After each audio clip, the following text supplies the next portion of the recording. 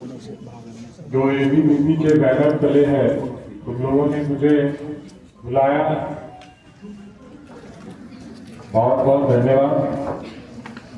और इस मंच पर इसी अवसर के लिए उपस्थित सुरेश जी, राम अवधेश और अवधेश जी एवं अन्य एबीवीपी के अधिकारीगण, मीडिया बंधुओं और इस कॉलेज के जितने भी फैकल्टी मेंबर्स और जो प्राइज के लिए जो पार्टिसिपेंट्स हैं, एबीवीपी या किसी भी संगठन का स्टेक होल्डर में इन्वॉल्व होना एक अच्छी चीज है। मूलतः किसी भी विश्वविद्यालय का प्रमुख स्टेक होल्डर जो होता है वो स्टूडेंट्स होता है, उसके बाद शिक्षकगण होते हैं, फिर नॉन टीचिंग स्टाफ होता है। तो ये काम विश्वविद्यालय प्रमुख रूप से महाविद्यालय का है कि वो अपने एकेडमिक कैलेंडर, कल्चरल कैलेंडर बनाकर स्टूडेंट्स को वाइब्रेंट रखते हैं। और इसमें अगर सहयोग एबीवीपी का है तो और अच्छी बात है। तो ये एक वाइब्रेशन की गैदरिंग है जो हम लोग देख रहे हैं। मूल रूप से जितने भी स्टूडेंट्स हैं, आप सभी को आपका मूल काम है जो आपके माता पिता आपसे अपेक्षा रखते हैं, वो है पढ़ना, भारत का अच्छा नागरिक बनना। और उसमें अगर एबीवीपी का सहयोग है तो बहुत अच्छी बात है। मैं नहीं चाहता कि किसी भी कॉलेज में या विश्वविद्यालय स्तर पर किसी तरह का कोई संवेदहीनता हो या आंदोलन हो। जो एक बच्चे ने बताया कि आंदोलन करना पड़ता है। आप अपना ध्यान अगर फोकस पढ़ाई पर करेंगे और पढ़ाई से संबंधित केवल बात करेंगे तो वहां तक आपकी सार्थकता दिखती है। लेकिन पढ़ाई के अलावा अगर आप बात करते हैं तो वहां सार्थकता नहीं दिखती। क्यों नहीं दिखती है कि आप देखेंगे स्टूडेंट्स के लिए library, teaching learning process, lab, time पर आना, टाइम पर जाना, अदर एक्टिविटीज करना, प्रमुख रूप से यही होता है। क्योंकि पहले एवरेज स्टूडेंट थे, बाद में हम जो भी हुए। तो ज्यादातर जो आपके संगठन होते हैं स्टूडेंट्स के, वो स्टूडेंट्स की मुद्दों को कम रखते हैं क्योंकि उन्हें पता है कि वो क्लासेस नहीं आते। तो जो बच्चे क्लास आते ही नहीं हैं, इसलिए वो मुद्दे आते नहीं हैं हमारे पास। आईडी कार्ड है, ड्रेस कोड है, ये सब चीज इंपॉर्टेंट चीज है। अगर आप वो डिसिप्लिन सीखेंगे तभी आप अच्छे नागरिक बने। नहीं सीखेंगे तो एबीवीपी और आपका साथ एक समय सीमा तक चलेगा और आप अपना टोटल फोकस आप अपने संगठन को देंगे। आप अच्छे नागरिक तो जरूर होंगे लेकिन शिक्षित नागरिक नहीं होंगे। इसलिए नहीं कि हमारे माननीय प्रधानमंत्री जी का एक विजन है कि 2043 में हम विकसित बने। तो विकसित कैसे बनेंगे? जैसे माहौल से निकला कोई बच्चा, वो फिर स्टेट लेवल जाएगा, वो जाएगा, यानी कि स्किल डेवलपमेंट के की ओर आपको मुड़ना है। जो मूल बात है वो ये है कि आप पढ़ते समय भी पर ज्यादा फोकस करें, स्किल डेवलपमेंट पर उससे ज्यादा फोकस करें, तब अदर एक्टिविटीज का आपका समय आता है। छात्रों को मैं पहले भी वहां बता चुका हूं, मई महीने में तक हमको लगता है कि आपका छात्र संघ का चुनाव होगा, लेकिन वो चुनाव अगर सही अर्थ में किया जाए तो उसमें वोटर 5% रहेंगे। वो मैं थोड़ा लिबरल हो जाता हूँ कि 95% के राइट का वेला ना हो, अदरवाइज जिसका 75% अटेंडेंस हो वही वोट दे सकता है। तो कितने स्टूडेंट हैं जो इस ऑनेस्टली इसको फॉलो करते हैं, ये प्रश्न चिन्ह है। आपको ये देखना है। आज चूंकि गैदरिंग ज्यादा है इसलिए मैं ये समझा रहा हूं। आप छात्र संघ की का डिमांड करते हैं, अगर उसको ऑनेस्टली लागू कर दिया जाए तो आपको पार्टिसिपेंट उम्मीदवार नहीं मिलेंगे।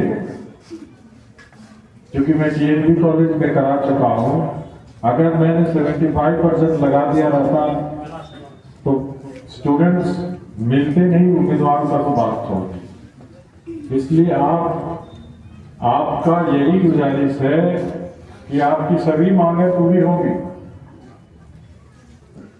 लेकिन वो मांग जो है आपकी पढ़ाई लिखाई और आपके व्यक्तित्व के निखार के लिए जरूरी है। किसी टीचर का एलिगेशन लगाना, किसी टीचर से पॉलिटिक्स करके दूसरे टीचर को ह्यूमिलिएट करना, ये परंपरा इधर से चली है, पिछले 10 साल से चली है। थोड़ा भागलपुर में ज्यादा है, यहाँ बेगूसराय में भी है। एडमिशन में हम एडमिशन लेंगे, स्टैट्यूट में लिखा है 60 सीट तो 60 होना चाहिए, तो हम ही को बताएंगे कि इसमें दूसरा लाइन लिखा हुआ है कि ये चीज लेना है। Of course it is the fault of the system कि जब भी एडमिशन के लिए सीट बनाया जाता है तो उसमें पुराने जमाने में जब हम लोग पढ़ते थे तो वो लिखा रहता था, लेकिन ये जो नई प्रणाली आई है उसमें इन्होंने कई चीजों का उल्लेख नहीं किया। तो ये कर्तव्य है डीएसडब्ल्यू और एडमिशन कमेटी का कि उसी बीच में प्रिंसिपल लोग भी लिख के भाई 2% इतना से समझ चाहिए खेलकूद के लिए, सांस्कृतिक के लिए, वो रुकेगा।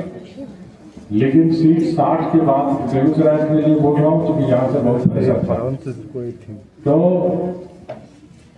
नाम लिखाने से आप बड़ा आदमी नहीं बने। बड़ा आदमी बनने के लिए डिस्टेंस मोड मौजूद है। आपको जिस चीज में एमए नहीं सीट मिलता है वो हिस्ट्री में लीजिए, इग्नो में लीजिए, नालंदा में लीजिए, पढ़िए, डिग्री दोनों बराबर है, ये जानकारी में बता रहा। बल्कि मैं तो उसी को ज्यादा अच्छा मानता हूँ, इसलिए कि उस डिग्री के में एक खासियत है कि उसमें सजेस्टेड क्वेश्चन नहीं आता। इग्नो का पेपर्स आप देखेंगे उसका पैटर्न एग्जामिनेशन का डिफरेंट है जो हम लोग का। तो एडमिशन को एक प्रॉब्लम की तरह नहीं लेना है, जो नियम है उस नियम में सहयोग करना है। ड्रेस कोड है कि नहीं इस कॉलेज? नहीं है। ये सब ये संगठन का डिमांड होना चाहिए। क्यों प्रिंसिपल और वाइस चांसलर उसको इम्पोज करेगा? कैसे बाहर निकलने वाले स्टूडेंट बताएंगे कि ये जीडी कॉलेज का स्टूडेंट है?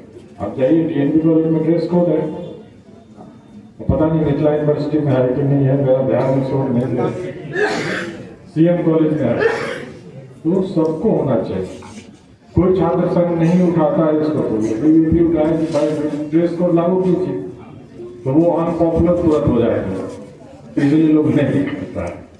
तो ये होना चाहिए। ये एक छोटा सा एग्जाम्पल है।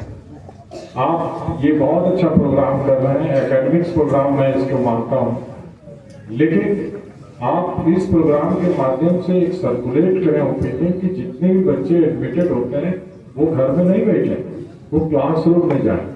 अगर शिक्षक नहीं पढ़ाते हैं तो आप पहले अपने प्रिंसिपल को बोलिए, अगर प्रिंसिपल नहीं सुनते हैं तो दूसरी बार मुझे बोलिए, मैं सिस्टम बदल दूंगा। मैं एक्शन ऐसा लूंगा कि वो भूतों में भविष्य वाली पोजीशन हो जाएगी। अगर वो पढ़ाने के लिए आए और वो नहीं पढ़ाए तो प्रॉब्लम है।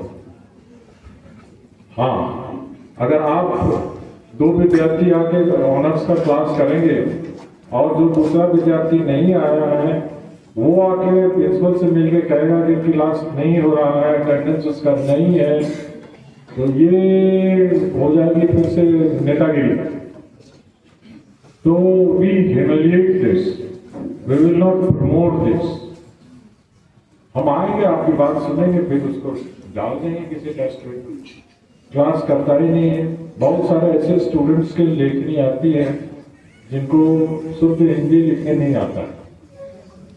ये स्टैंडर्ड बिलो होता जा रहा है। तो आप हिंदी के जो टीचर है आप बताइए क्लास में कभी कभी अदर देन पढ़ाई आपके कैरिकुलम का कुछ लिखने के लिए सिखलाइए, क्योंकि स्टैंडर्ड ये बिलो हो गया है कि एक एप्लीकेशन हिंदी में लिखना या इंग्लिश में भी लिखना एज वेल, वो पूरा नहीं लिख पाते हैं किड्स। कंप्लेन ही लिखना है, आप अभी दीजिए कि तुरंत लिखो, मेरे को लिख के दो क्या क्या कंप्लेन है, तो चेहरा इधर उधर देखने लगेगा, कौन लिखता है उसको पकड़ेगा। तो ऐसा हमारे जमाने में नहीं होता। उस समय भी छात्र संघ का चुनाव हुआ है, अभी भी हो रहा है, लेकिन अभी जो छात्र संघ खाता देखता है अकाउंट्स, कि हमारे अकाउंट्स में कितना पैसा है। तुम्हारे अकाउंट्स में पैसा, लेकिन ऑपरेशन तो इधर से होता है। तो तुमको जो फैसिलिटीज चाहिए वो बिना चुनाव के ही होगी, बिना चुनाव के ही होगी। क्योंकि हमारा जो मूल कर्तव्य है शिक्षक दल का कि आपको पढ़ने लिखने की पूरी व्यवस्था मुहैया कराना हमारा मूल कर्तव्य है। और तुम आओगे नहीं तो क्या होगा, हमारे शिक्षक भी भगोड़े हो जाएंगे क्या? तुम आओगे नहीं, ये सोचोगे 2 घंटा हो गया, बायोमेट्रिक्स है कि नहीं है, लगान दीजिए सर। स्टूडेंट्स के लिए करेंगे तो मुश्किल हो जाएगा। मैंने सर कर दीजिए। स्टूडेंट्स पहले स्वेच्छा से क्लास आए, उसके बाद रिक्वेस्ट करें कि बायोमेट्रिक्स लगा दें तो मैं लगा दूंगा, लेकिन ये पर छात्र लगा को ही लेना होगा, मैं नहीं लूंगा। क्योंकि उसमें मैं क्यों प्रेशर लूं? पढ़ना तुमको है, बड़ा आदमी तुमको बनना है, तुम तैयार होगे नहीं। तो मेरी इच्छा यही है कि आज जिस तरह की गैदरिंग मैं देख रहा हूँ बहुत अच्छा लगा, लेकिन ये गैदरिंग केवल प्राइज और कल्चरल फंक्शन के लिए ना हो, ये कक्षाओं में भी हो। जो मैं ये जानना चाहता हूँ, क्योंकि तुम ये जानो कि तुम एक बड़े प्रख्यात कवि, राष्ट्रीय कवि दिनकर की धरती के तुम लोग सपूत हो। तुम अगर केवल आंदोलन करोगे तो नहीं चलेगा, वहाँ विद्वता दिखनी चाहिए। एक वक्ता ने कहा कि इसको विश्वविद्यालय बना दे, तो विश्वविद्यालय बनाने के लिए भाई चांसलर को पावर नहीं है, उसके लिए पावर है सांसद महोदय की। अभी हम बोलेंगे तो उनको दिक्कत हो जाएगी। तो है क्या कि ईमानदारी से अगर कोई पहल करेंगे तो आप स्टेट यूनिवर्सिटी नहीं बना सकते हैं, सेंट्रल यूनिवर्सिटी को बना ही सकते हैं। तो सेंट्रल यूनिवर्सिटी कहाँ से बनता है वो सबको पता है, तो वहां पहल होनी चाहिए। गलत जगह पर स्टोन थ्रोइंग से कोई फायदा नहीं। आप वोट देते हैं, उनसे प्रॉमिस लीजिए कि भाई आपको हम 2 बार से जिता रहे हैं, हमको केंद्रीय विश्वविद्यालय दीजिए, संसद में अनशन कीजिए। विश्वविद्यालय में अनशन करने से क्या फायदा है? चलो तो इतना केंद्रीय विश्वविद्यालय बनता है, आपका क्यों फायदा? आप नहीं चाहते हैं, आप केवल भाषण में चाहते हैं, तो उसके लिए मैं नहीं पहल करूंगा, तो उसके लिए आपको पहल करना। उनके साथ कोई बोले थे, आपका जवाब मैंने बता दिया, आप और मैं अंत में यही बोलना चाहूंगा कि तुम्हारे और तुम्हारे प्राइज के बीच में मैं ज्यादा देर नहीं रुकूंगा, लेकिन मैं ये मौका है तुमको समझाने का कि कल से ये शपथ लो कि परसों जब भी परीक्षा हो, क्लासेस हो, तुम लोग जरूर अपेयर हो। और प्रिंसिपल साहब लोग को ये बता दो कि परीक्षा जिस दिन भी हो कम से कम 2 पीरियड जरूर होना चाहिए, पता है?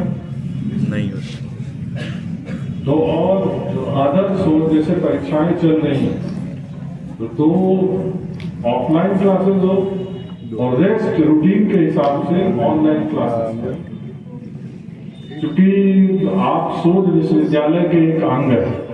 आपको गर्व होना चाहिए कि आप शोध विश्वविद्यालय जो भारत में 30-35 है, उसके आप एक आ गए, तो उसमें क्लासेस परीक्षा की वजह से हैम्पर ना हो, नहीं हो रहा है ऑफलाइन, 2 कक्षा ऑफलाइन होगा, रेस्ट जो कक्षाएं होंगी वो ऑनलाइन होंगी। ऑनलाइन और दूसरा आप मेंटर सिस्टम लागू कीजिए। हर एक विभाग अपने ऑनर्स में जितने स्टूडेंट्स हैं डिवाइडेड बाय द टीचर्स करके उसका एक ग्रुप बनाइए। उस ग्रुप से आप फीडबैक लीजिए, उसके पर्सनल प्रॉब्लम, उसके एकेडमिक प्रॉब्लम की ओर ध्यान दीजिए।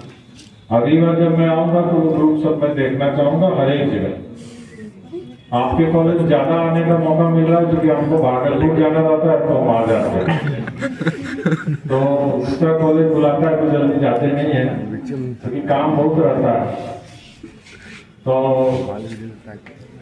With these words I hope कि हमारे माननीय प्रधानमंत्री के जो सोच है कि हम 2047 में विकसित राष्ट्र बने, उसमें प्रत्येक का जो कंट्रीब्यूशन हो वो कंट्रीब्यूशन मायने रखेगा, बूंद बूंद से घड़ा बढ़ेगा।